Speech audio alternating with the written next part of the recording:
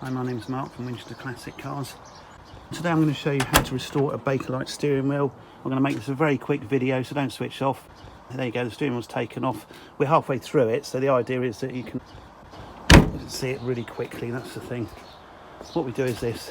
Basically, we take the steering wheel. Okay, what we've done is we've used glue on here, and I'll show you what glue to use. And then this side, we've sanded it all down, all right? And all we do after that is paint it. Okay, the glue I'm using today is Bakelite. It's standard epoxy adhesive. If you look there, it is just it's basically a glue. That's a standard glue. There it is there, sorry, standard glue. And it comes with a hardener. Okay, there's the hardener. So I do half and half. It tends to dry quite quickly. And they're both the same size tubes, so there's no reason why you wouldn't do half and half.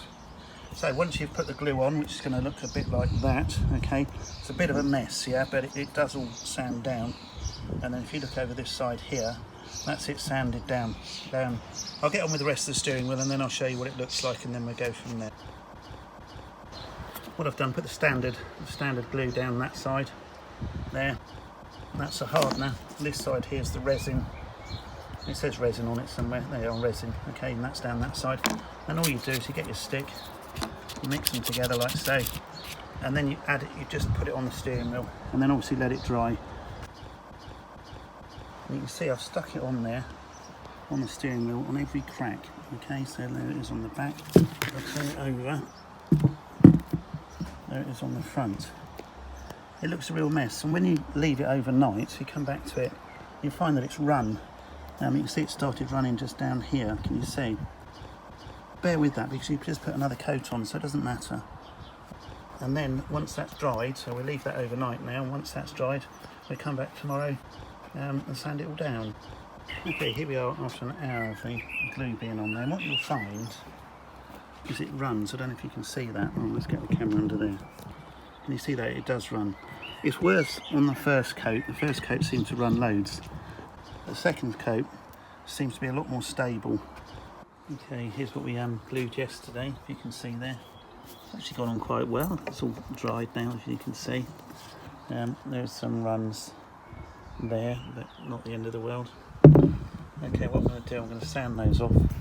Any old sandpaper will do, it's only glue. And we'll see how we get on. Right, this is as far as we got on here. And there you can see where the cracks were. And on the back there and everywhere else. All down here. All down the back there. That's where all the cracks were. I've just discovered another one on this side here, which I've got to sort out. But you sand it down. What I've used initially is P80 sandpaper. I think this is for wood. You can use any sandpaper really, it doesn't matter. It's very, glue, so it doesn't matter. Then I've used a 240, and I'll probably go another one down from that. And then I'll get it ready for painting. Giving it a wipe over with one of those micro cloth things that don't drop anything. And then for the middle bit there, I've just given it a good old brushing over on the paintbrush just to get all the dust out. If you want to, you can mask it up, but at the end of the day, nobody's going to see that bit anyway, so but it's up to you what you want to do. But that's it. Okay, now we're going to paint. Okay, so the paint I'm going to use is called Plastic Dip even. There you go, so it did have a label stuck on it, I've sort of half got it off. Flexible protective rubber coating, so that should do the job. And that's what I'm going to use, alright. Right, that is the first coat on. That looks quite nice actually. Let it dry, it'd be nice. You can see now we've got no cracks at all in our steering wheel. It looks nice. If you find you've got some marks and things, well, what I'll probably do is I'll rub it down again after this and then give it another coat until I'm happy with it. But there you go. What I suggest is that you give it a good rub with wet and dry and everything before you paint it and get every little mark out of it. This isn't concourse, but it's just a tidier steering wheel than one that's all smashed to pieces. There you go. Basically that's what it's going to look like when it's all done. I'll probably rub it down some more. Like I say, it's not a full restoration or anything like that. It's literally just better looking than a cracked steering wheel, and it's very forgiving. If you want to, you can also lacquer it. You could do it in a gloss paint if you prefer, whatever you want to do.